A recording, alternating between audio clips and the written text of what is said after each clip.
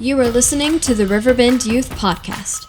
We hope this teaching deepens your relationship with Jesus and encourages you to share your faith with others. Please enjoy the message. Okay, somebody make some noise if you have a sibling. Who has siblings in the room? Is that like a noise like, I love my sibling, or a noise like a war cry because you want to kill your sibling? That's both? Okay. I have a picture of my brother. If you've ever met my brother, this is what he looks like. I call him the twin. And we just tell everybody that we're twins, even though we're not twins. We're the same height, same size. We're indistinguishable on the phone. We have like the same voice and everything. Same big old nose. He's even got his ears stretched out a little bit. But we're actually a year and a half apart. And can I tell you guys a little secret about my brother? Well, he's not here to defend himself. Now, he knows this. When I was in high school, I hated this dude's guts, dude. I hated this guy. I wanted nothing to do with this dude. And I literally thought he might be the worst person on the planet. Me and my brother, we fought. We disagreed. We had different styles, different friends, different opinions on the issues. Really, we were like oil and water. We just didn't get along. I was at ACL on Friday night, which is a whole nother story. But I remembered, I thought of my brother because he's in the music industry. He's currently on tour right now, and I was thinking of him, and this one time that we were at a concert, and we were both in high school, and we went to Warped Tour together, and this dude literally tried to fight me, and me, of all people, like, I'm just so lovable, why would you want to fight me? But this guy was literally trying to fight me. I think as I elbowed him in the face or something. He was one of those short kings, you know, he had like that 5'9", like little man syndrome. I was just trying to get hype in the crowd. I was like, ah! And he took it personally. It's a concert, bro, but that's how it was. And I remember my brother, in spite of all of our differences, I was his ride there, so we were like, we had to be together. You know how your moms would be like making you do that with your younger siblings? So like, he actually had my back. And again, we were the same size and stuff, so one of me is probably not that intimidating, but two of me, like this little guy, he backed down. And I remember like appreciating my brother for that. And made me think of this phrase, which our whole series is sort of centered around. And the phrase is, blood is thicker than water. Have you ever heard this phrase before? Blood is thicker than water?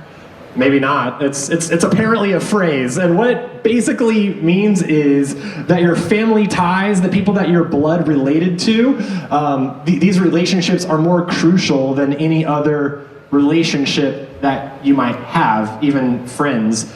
And so, like for example, you could say that your bond with your friends is not as valuable as your bond with your family. But I know this phrase sort of breaks down pretty quick. Because a lot of us are like, I don't have a strong bond with my family. I don't even, I feel like you felt towards your brother probably. And I know family can look a bunch of different ways. And I know we have a bunch of different family realities represented in this room. I have another brother. His name is Jay. And he's in this picture on the far right. He did not get the height genes. He does not look like me at all, and it's because we have different moms. He's from a different, in a previous marriage with my dad, and another woman, and had him, and then my dad married my mom, and then that's me and my brother. So there was already that dynamic of like, and some of y'all might feel this, where, you know, you're not my kid, and so it's sticky.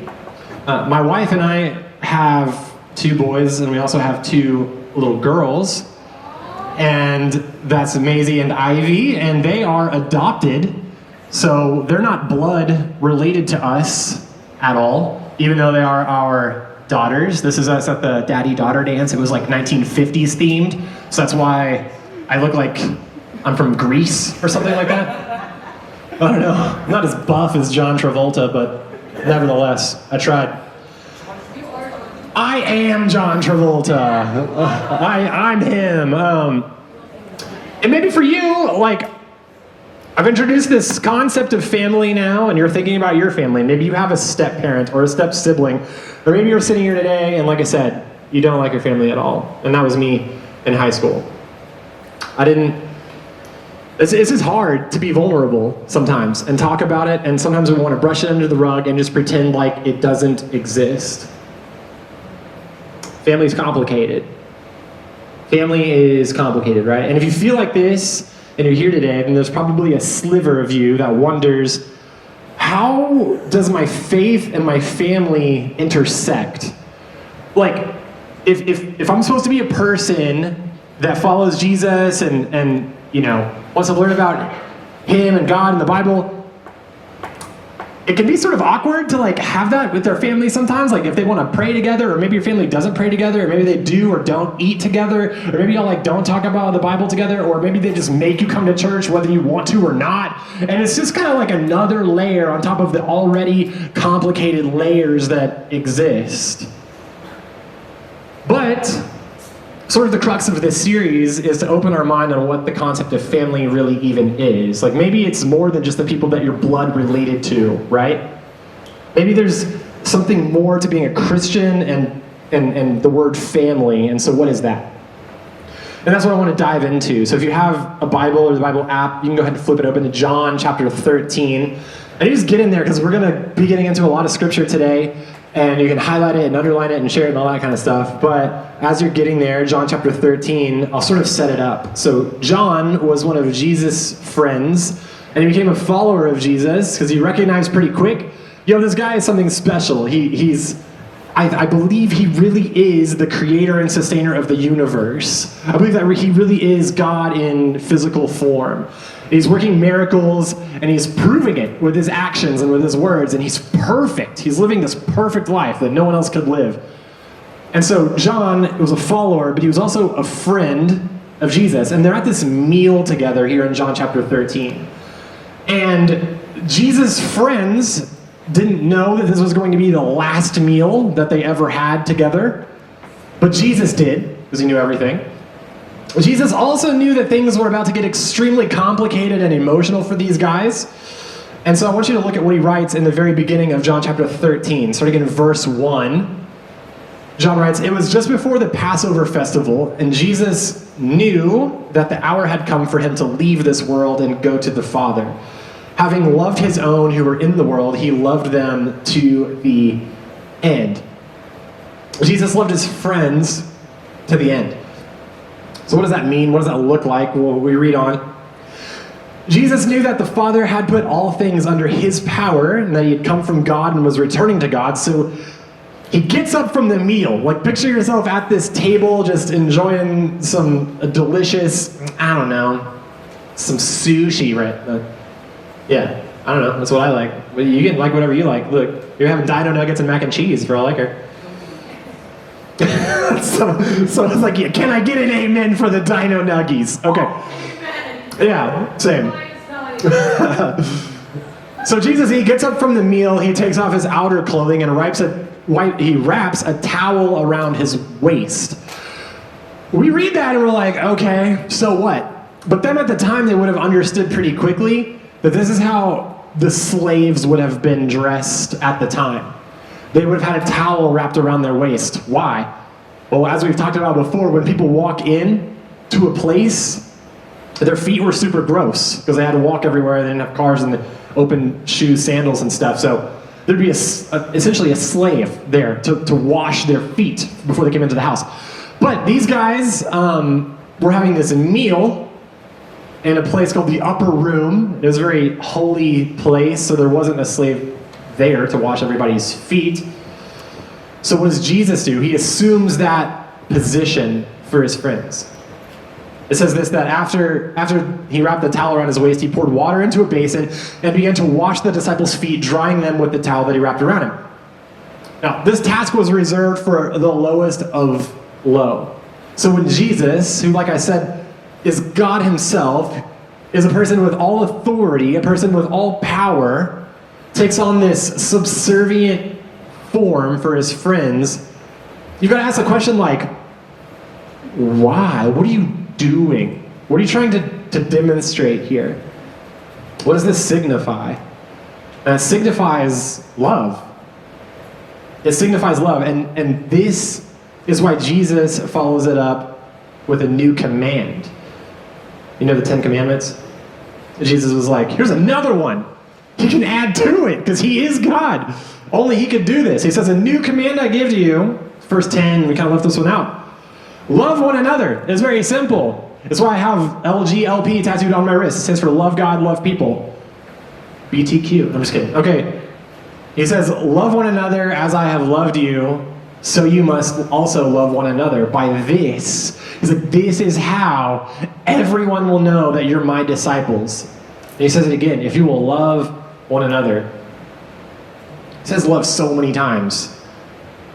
But he's like, this is how everyone's going to know that you're a follower of me. This is how everyone's going to know, by loving each other. So we serve, we elevate, we help one another, regardless of how they treat us. And to bring it full circle, this applies to our family. The people under our roof that we are blood related to. These people weren't necessarily blood related to Jesus, like they were his friends. And he demonstrated this with them. But if you want people to know that you're a Christian, if you want people to be pointed to the creator of the universe, the best way to do it is just like this, is just love. It's simple. It's love. And a great place to practice that is under your own roof. Because these are the people we can't escape, right? Whether you like it or not, these are the people that are just in your life. They live in the same place as you. Some of us even just for half the time or a split period of time, but whatever. But if we can't get it right there, then we can't get it right anywhere. We got to practice. So what does love look like? I love this passage. It's in 1 Corinthians chapter 13. And you might have heard it before. If you spent any time in church, you probably heard this passage. This comes from the Apostle Paul, probably one of the most influential Christian leaders of all time. And he's writing to the homies in this place called Corinth. And in chapter 13, he says this, love is patient and love is kind. Think about your family, the people under your roof. Are you able to be patient with them? Are you kind toward them? Love is patient, it's kind, it doesn't envy, it doesn't boast, it's not proud, it doesn't dishonor others, it's not self-seeking, it's not all about me, what can I get out of this? It's about washing the feet of the people, whether or not they do anything for you or not, whether or not they like you, you like them or not. Look, Jesus knew that some of his friends were going to betray him, they were going to stab him in the back, they were going to turn him in. He still did this anyway. It wasn't contingent or conditional. It's not easily angered. It keeps no record of wrongs. It doesn't keep receipts. Love doesn't delight in evil. Like when you see someone else fail and you're like, ha! It's what you get. It's what you deserve. It's not love. That's revenge. Love doesn't delight in evil, but rejoices in the truth. It always protects. It always trusts. It always hopes. You ever felt hopeless? It always perseveres. It doesn't give up. So, as we finish this morning, I want you to think about your family, and you can even kind of close your eyes if you want to, but can we keep that verse up actually? Because I want to do something. Look at the verse that we just read and think about every place you see the word love, and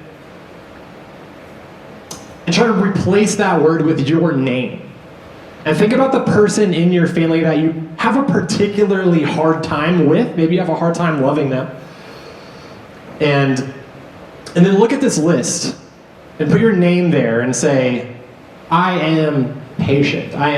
Can you say that? Can you say this and it be true? And what's the one thing as you look at this verse that maybe it's not true? Maybe you are patient. Maybe you are kind. Maybe you don't keep a record of wrong or something, right? But maybe you don't have hope.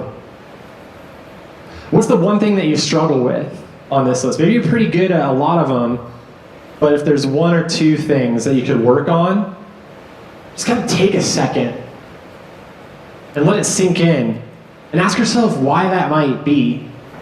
Like, why do I have a hard time with this towards that person? And then just sort of prayerfully ask God to help you with that. To help me be more patient with my stepmom. To help me be more kind toward my dad. To help me be more kind toward my sibling. To not get so angered easily. To be honest with you, like when I was in high school, and even, I couldn't do it, dude. I couldn't do this. I'd have a hang up with like every single one of them. Because I didn't like my siblings. I didn't like my parents. I didn't like my family. I wish I could have traded families with almost anyone just to get out of there. And I talked about them like that too. Behind their back to my friends, I would talk super trash about my siblings and about my mom and my dad. I just wish they would have gotten a divorce. I remember telling people that all the time. I remember doing anything I could just to not go home. Because I didn't like it at all. There was no honor, there was no respect, there was no trust, there was no hope, there was no perseverance, there was none of that, dude. But I also wasn't trying. And you can do better. You guys can try. Y'all can do better than me. I wasn't washing their feet, like metaphorically speaking. I didn't want to do anything to help them at all. That was my own family. So you can imagine two things. One, how that looked to the outside world. If I'm trying to point people to Jesus, that's the furthest thing from it. If you're talking crap and you're like, if you're just a hot little mess and your attitude's trash towards your family and your siblings and your parents and step-parents and grandparents, guardians, whatever, like, first of all, that's hurting you, your faith in God. Like, it's not healthy, it's not good, it's not constructive. And second of all, the people outside that you're trying to show Jesus to, that you're trying to be a light to in this dark planet world, dude, like, that's what they're seeing. And they're like, why would I want anything to do with this God that you say is so great, that you love so much, whatever, that's how you're being. Like, towards the people in your own family. I could not do this if it was under my own strength. God has rescued and redeemed me so much. My brother is my best friend, both of them. My parents, I love them to death. Now. It took me a long time to get there, and I wasted a lot of time. Like, it could have been a lot better for them, for me, and for everyone in my life if I would have did that sooner. If I just would have laid my pride down. Because my issue was pride, dude. It was pride. And then here it is in the beginning of the verse. Love is not proud. That's the one that I struggled with the most. Loving your family is actually one of the greatest ways you can build your faith. Because it'll be supernatural. It'll be supernatural. You'll realize really quick, like, I'm not doing this, God is doing this. And it'll just validate even further the existence of Him. It'll build your faith, and it'll build the faith of others. Which is the whole purpose for us on this planet. So when it comes to relationships that are thicker than water, the ones that we're blood related to, we start there. Remember this, that love is more important than anything. In 1 Corinthians chapter 13, if you want to know what love looks like, refer back to that again and again and again. All right? Thank you for listening to the Riverbend Youth Podcast. To learn about our mission, gatherings, and more, please follow us on Instagram at RBYouth or check out our website at riverbend.com/students. If you are encouraged by this message, please subscribe, rate us, and consider sharing our channel with a friend.